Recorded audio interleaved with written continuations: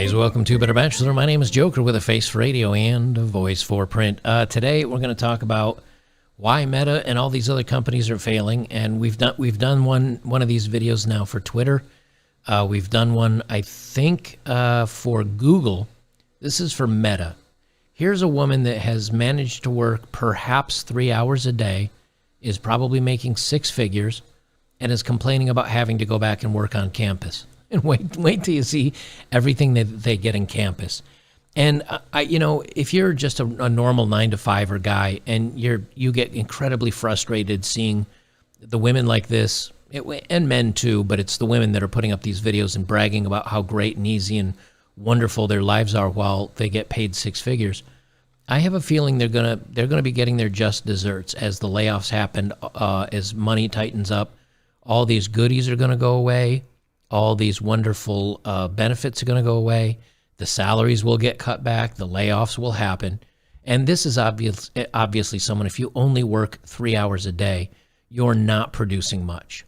Because, it's like business meeting, and then we do this. And I'm going to play it. It's got some background music to it, so I don't know if it's copyright type music, so I'm going to pause it here and there to make sure I break it up, and I'll throw in a comment here and there. But this is her day in the life of Meta. No wonder their stock is falling off a cliff. This is a day in my life as a product designer at Meta. I work out of their headquarters in Menlo Park, and this campus honestly reminds me of Disneyland. Okay, let me just pause it right here. I've been to Disneyland, not in 25 years. I was a little tight, but I've been to Universal Studios. I just went there a couple weeks ago. And again, it's a playground. It's adult children adulting and pretending to adult, and these companies catering to them like they think they need them. And then why not? They've got all this extra money, but that's going away. So it's like Disneyland, and here she says it's a 9:30 a.m. breakfast. Now, I worked for a Fortune 500 company. They did have places we could eat, but oftentimes you didn't have to pay. It was just kind of taken. It wasn't directly taken out of your salary, but when they gave you a salary, they'd say, this includes this, this, and this. So many of these things oftentimes are included in their salary. So she starts at 9:30 a.m. with a breakfast. At 9:30, I got breakfast with my team who are here this week for a 3-day design workshop. Okay, so she says 10 a.m. to 12 p.m. So she gets there and starts working at 9:30 a.m. She eats at 9:30 a.m. And so she doesn't start work until 10. And from 10 a.m. to 12 p.m., design thinking activities. Different design thinking activities. So basically they're sitting around coming up with ideas. That's what they're getting paid for, is to think.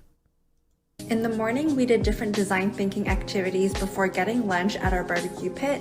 Okay, so, and again, I have to keep breaking this up because of the stupid background music. And because I don't know if it's copyrighted. So she gets barbecue at noon. So really, what have they done so far today? Nothing really. I've been in these type of meetings. They're very casual. You kind of brainstorm a little bit, come up, jot some notes down to get some ideas to maybe think about later. That's it.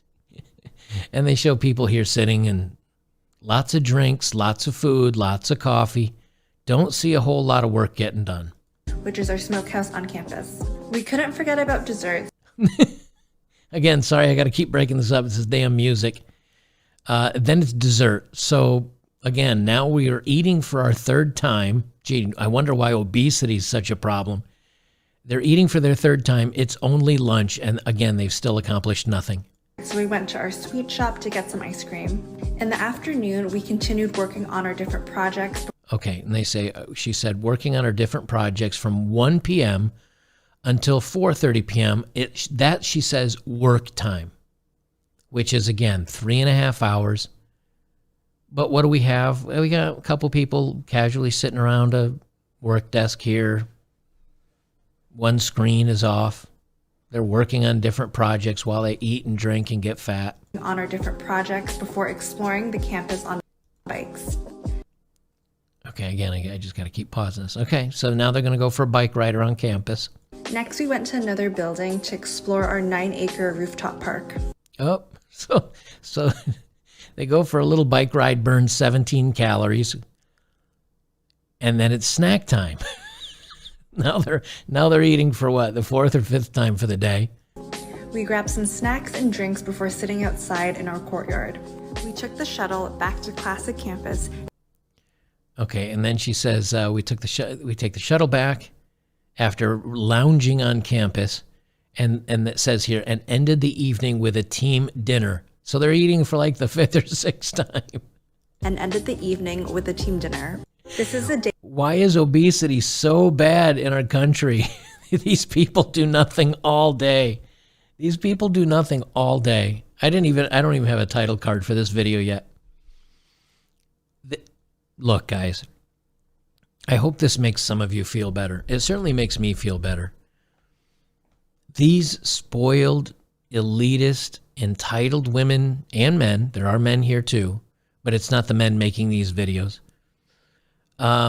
They're sitting around all day. They're eating, they're snacking. They're like, hey, and I've been to these meetings. It's like, hey, let's have a meeting and we discuss a bunch of things that, I mean, on a scale of 1 to 10 for as far as creativity and working hard, it's a 1, like maybe a 2. It's not difficult. You jot down some notes and then you'll think about it and you'll discuss it in next week's meeting. And sometimes that's why it takes 6 months to get anything done in these things.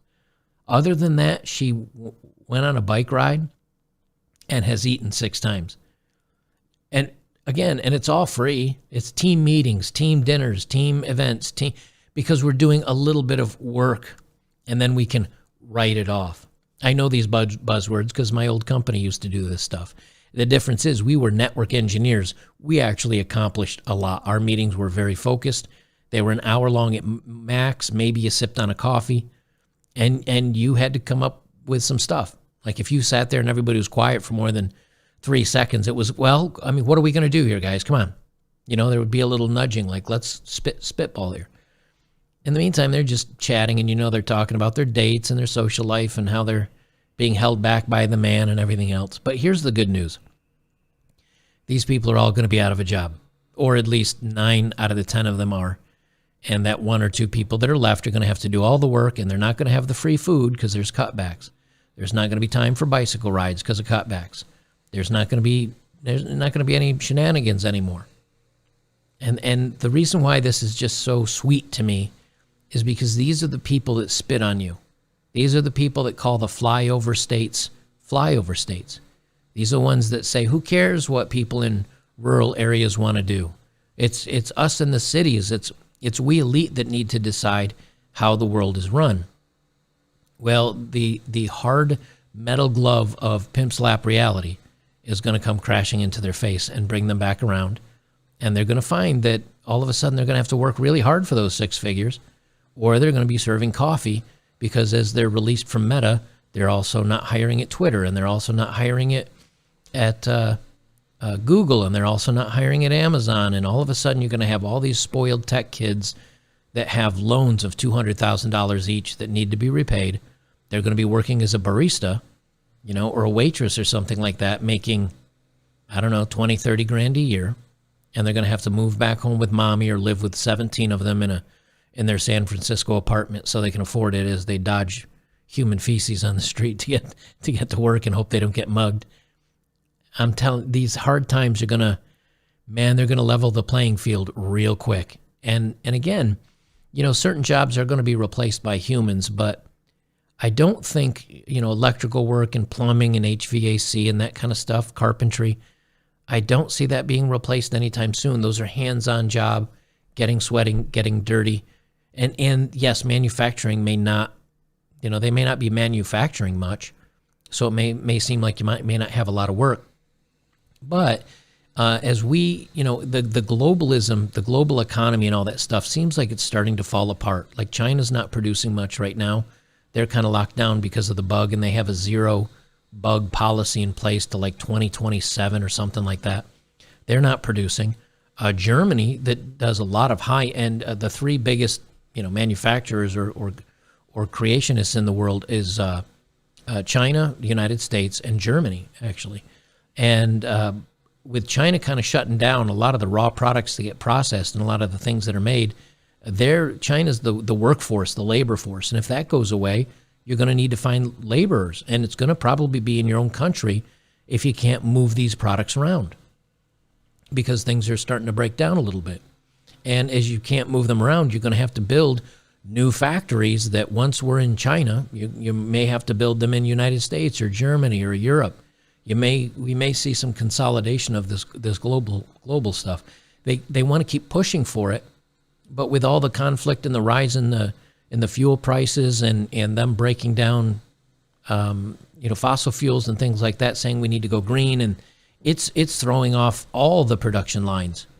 And I think we're going to see a breakdown to where things get localized a little bit more. That's my hope, at least, is that we can bring some of the labor and some of the products back to the countries instead of shipping things, across 30 borders just to make one product. So hopefully they'll find reasons to still need construction and the hands-on blue-collar crafts here at the United States as well as overseas. We'll have to see. But these kids are in for some hard times. I'll tell you that much right now. Guys, if you're not a member, you can become a member free over at betterbachelor.locals.com. You can become a supporter for $5 a month. I'm testing some products. I don't have my BB beanie on, but it kind of looks like this when I have my BB beanie on. I got some laminated stickers and just some fun things. And the way I thought about this is it's like B for Bachelor and B for, I don't know, whatever you want it to stand for, but red pill and gray, being gray philosophy, not getting upset at the world. And I thought that might be kind of a fun logo that's low-key. I'll be coming out and I'm testing these items to see how well they last and how well they stick and if it's worth releasing to you guys, because I do not want to put out a bad product. That would be horrible for those of you that might want a little something to support the channel, as well as some cool gear to wear. So I'll have that out for you soon. Anyway, guys, that's it for me. We'll see you in the next one.